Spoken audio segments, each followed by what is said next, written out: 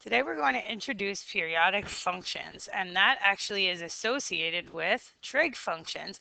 We've been doing trigonometry all along, but now we're going to translate it into graphing a trig function. So first, let's start with the definition of a periodic function. A periodic function is a function that has a pattern that repeats in regular intervals.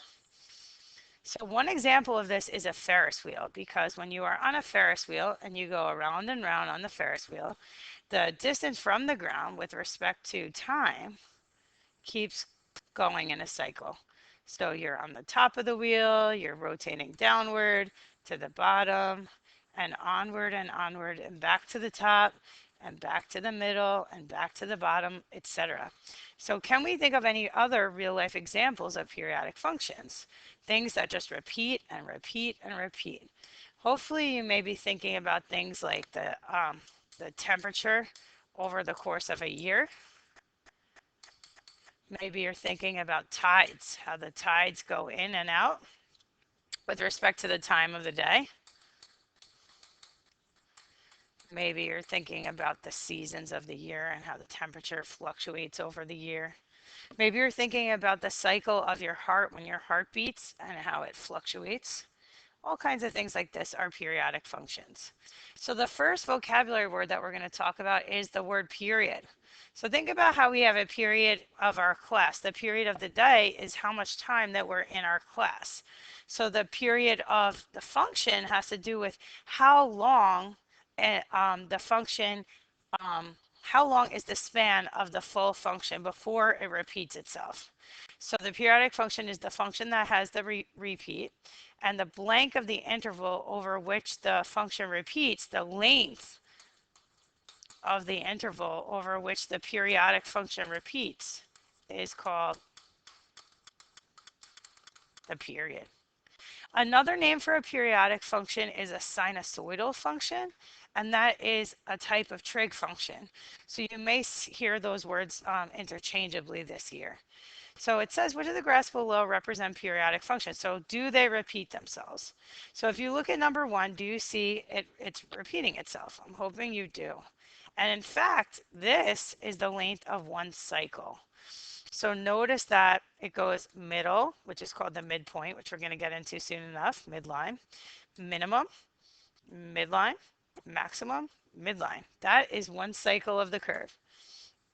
And then it repeats, and then it repeats, etc. So that period of that curve is the length of the one full cycle. So if I took from start to finish, in this case from 0 along the x-axis to 365, the length of that one cycle along the x-axis is the period. So the period of this first one is 365 units, which it may be the temperature throughout the year or something like that. Now look at this one. Does number 2 repeat? I'm hoping you're thinking, no, this is not periodic because it does not repeat. It's not following the same pattern all the way along. Looking at number 3, hopefully you're seeing that this repeats. This is going minimum, midline, maximum, midline, minimum, midline, maximum, midline, minimum, etc. So the length of the one cycle for this would be this one full curve here. If you take that down to the x-axis from start to finish, that would be from 0 to 0.25 along the x-axis for a length or a period of one full curve of 0.25 units. So that would be one full curve. And then it repeats itself again, the next 0.25 units. This distance from 0.25 to 0.5, that's another 0.25, and then another 0.25, etc., etc. This last one, do you think it's a periodic function? I'm hoping you're saying yes, it is. And in fact, it is. And this is one curve, even though it's a weird one. Here's one full cycle. And from start to finish, from 0 to 6, that length of the one cycle, that period equals 6. Now, the next vocabulary word that I referenced before is called the midline. So the midline happens to be the average of the maximum and the minimum. The average of the maximum and the minimum. And to find the midline, we can do maximum plus minimum divided by 2. That's how we average something, right? We add them up and we divide by however many. So the midline is a horizontal line that is located in the middle of the graph, right? It has to do with like the midpoint. You guys remember the midpoint formula in geometry, x1 plus x2 divided by 2. So you're going to take the maximum y, the minimum y, and you're going to find the midline of it to add them up and divide by 2.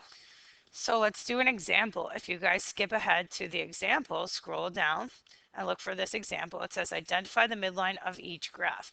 So the maximum here is 4 along the y-axis. The maximum is 4.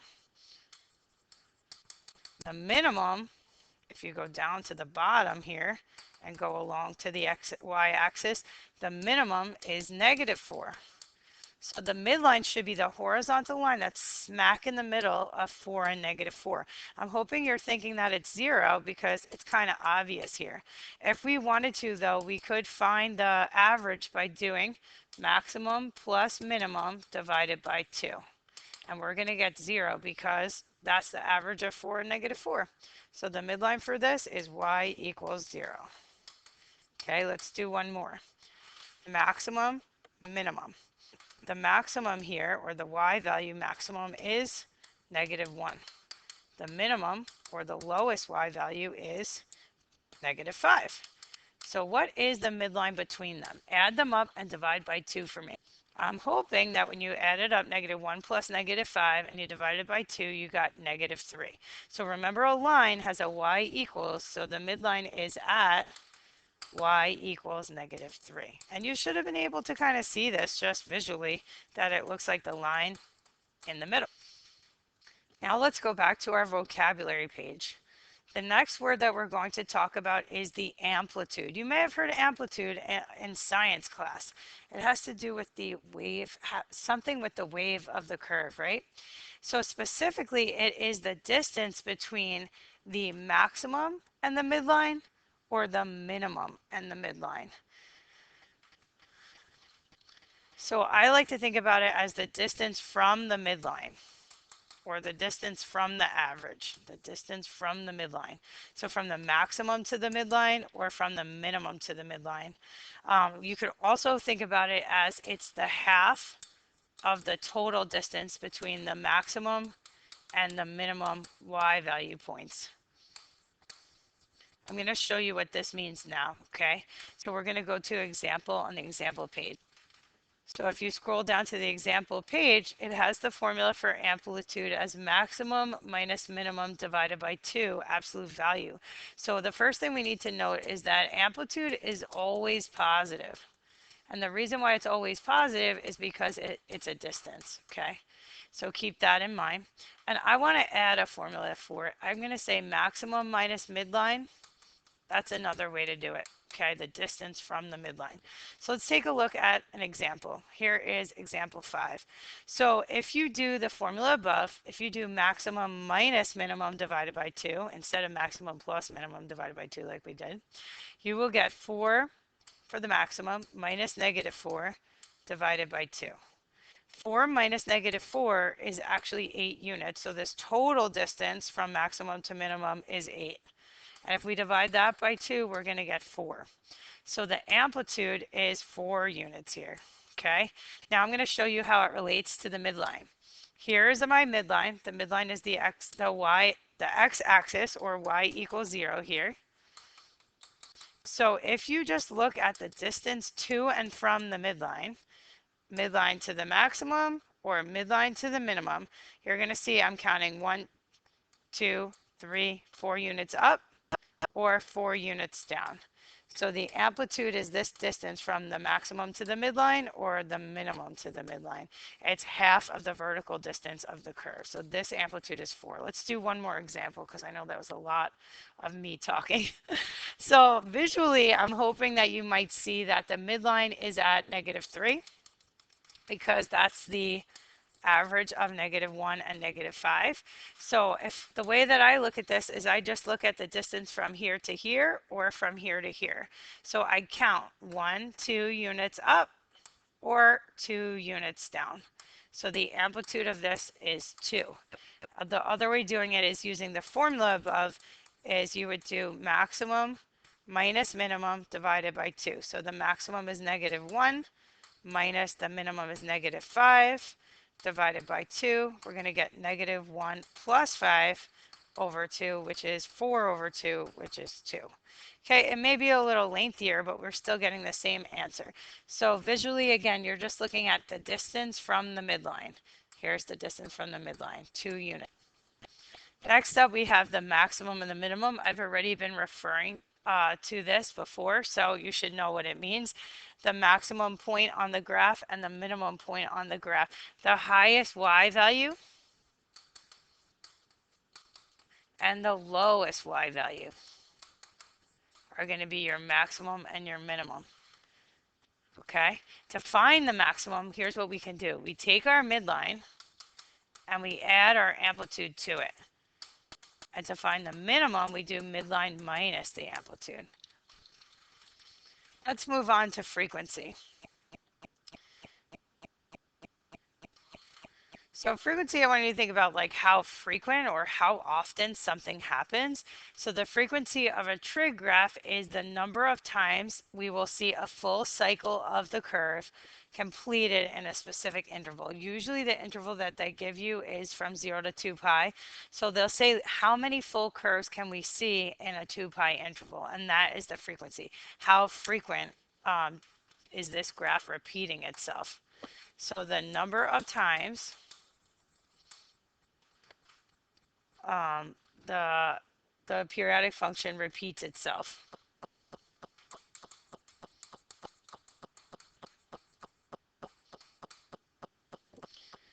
Okay, now the formula for frequency, it can be found by using the period of the graph. So the period is how much space the one full curve takes up. The frequency is 2 pi divided by the period. And the period is 2 pi divided by the frequency. So they actually have the same formula except using the other one, because the period is the space, the full length it takes to complete the one cycle, which we talked about on the previous page.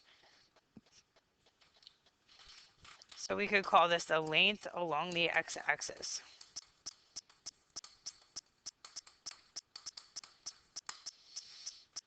All right, so let's do an example involving period and frequency.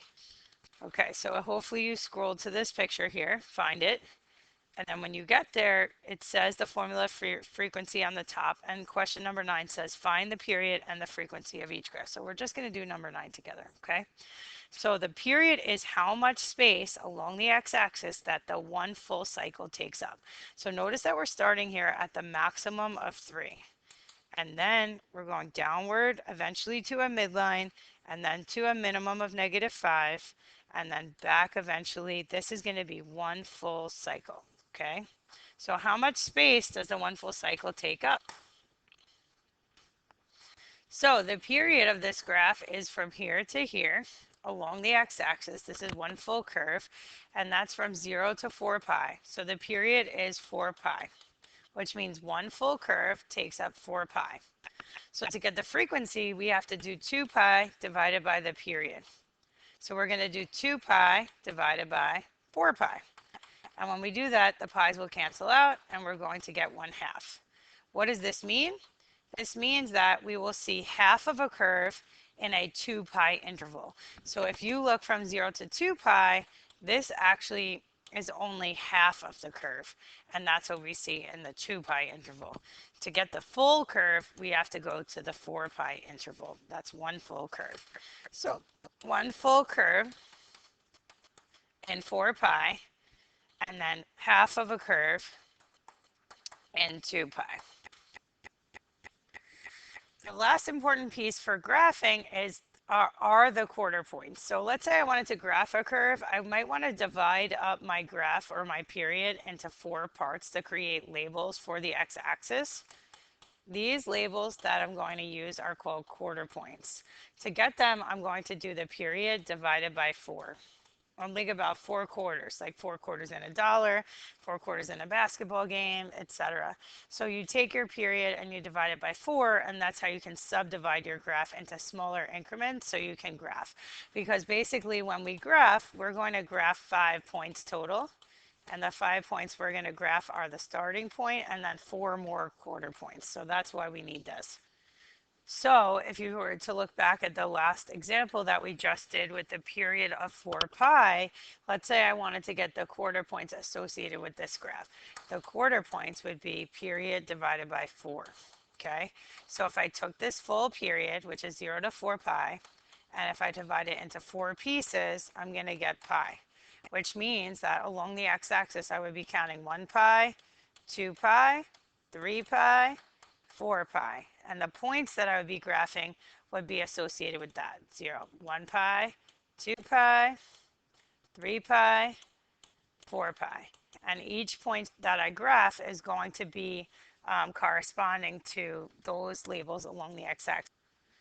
So I just sketched in my midline for you guys at y equals -1 because I found the average of the maximum and the minimum down here, and I got a midline of -1. And now what you guys can see is there's going to be 5 total points, the starting point and then the quarter points, 1, 2, 3, 4. So this is maximum, midline, minimum, midline, maximum, and that's that one full curve.